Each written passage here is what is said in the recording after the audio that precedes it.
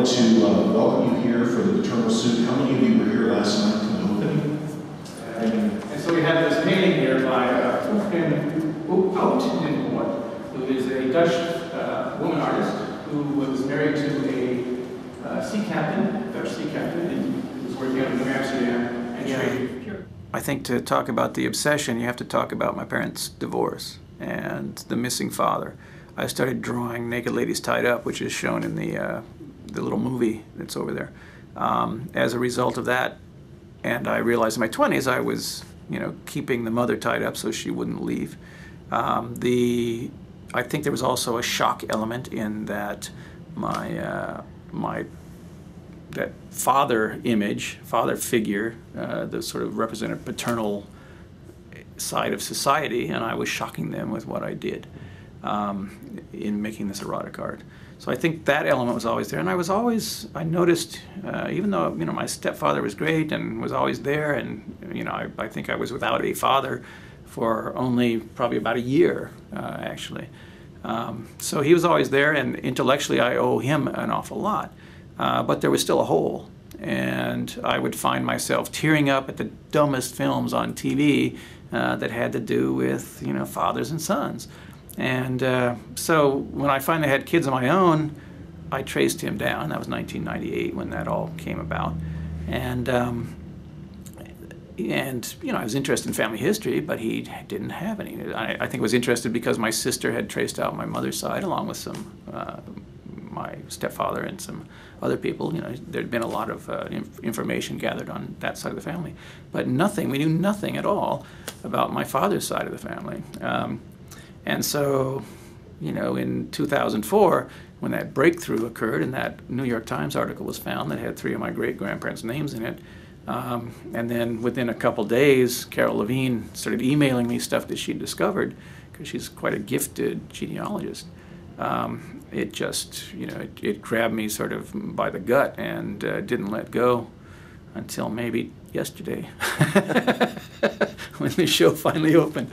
So she confessed, and then she spent about a year in jail and got out. And these 2 items have to do with that. This is a doll she made while she was in prison there. This is well, I've always been a narrative painter. There are stories that I tell in every painting probably I've ever made, except they don't necessarily have clear endings. And so I think in a narrative way when I construct an image. I've also written some in the past prior to this. So when my first daughter was 6 months old, I wrote a complete novel. Never published it, but I wrote it out, and it was a wonderful little story that was about her growing up at the age of 6 or something. I looked into the future and I invented that entire narrative. So I've got it in me, that sort of narrative streak anyway. When I started putting this stuff together, all of this genealogy, my imagination just woke all these people up. They were as real to me as most people are. When I paint figures, those people are as real. I spend more time with them than I do with most people on this earth. I'm in a room by myself, animating figures and painting. This project was pretty much the same thing. These people came to life. The more that I worked with them, the more I discovered, the more information I found, the more they came to life. And it didn't matter to me whether they were good people or bad people, or most genealogists or people doing their family research want somebody to be a wonderful person, and they hide all the bad stuff. I loved finding the bad stuff. That made them more human, more exciting to me. The shaming staff, I think that was to get the people to pay their church dues. And I can imagine in a church, if you have that thing shaken at you, it must have been mortifying, and you could pay up pretty fast. I think the whole time that I was putting the Paternal Suit together, there was a little part of me that was thinking, maybe laughing and doing different things. What's going to happen when this object is put on display, and how are the people going to respond to it?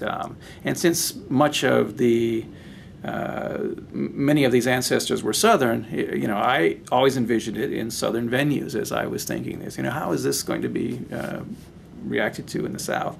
I didn't know. I didn't know if people would get horribly angry and insulted that I'm playing loose and wild with this Southern history, or I could imagine some, Confederate veterans, not veterans, sons of veterans, whatever they call them, sons of the Confederacy, getting upset about, what I did with my great-great-grandfather.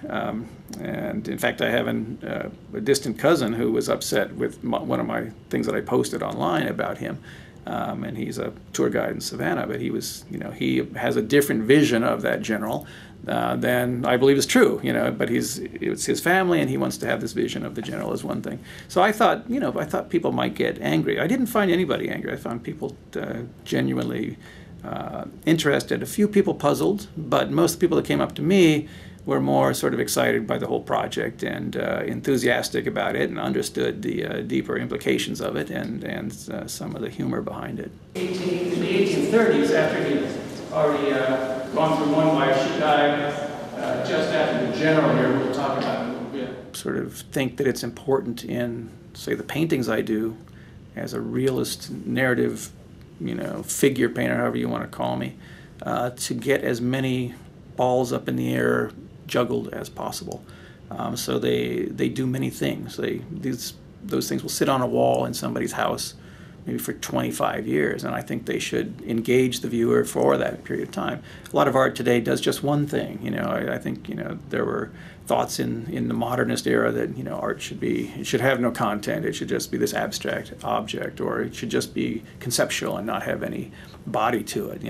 I think it should do all those things. I think art should encompass all that, and the more balls that are up and juggled, I find it more engaging. This is my great-great-grandmother's father. This is her, and we have her diary. So this is her father, Daniel Thomas, who pioneered Mississippi in the 1830s. Nice houses, and took care of it. He probably had lots of wives. But he also liked to hunt. He liked the outdoors, and so they developed this hunting pistol, which basically works something like this. You put these antelope horns in your ears and listen through this horn, and then boom,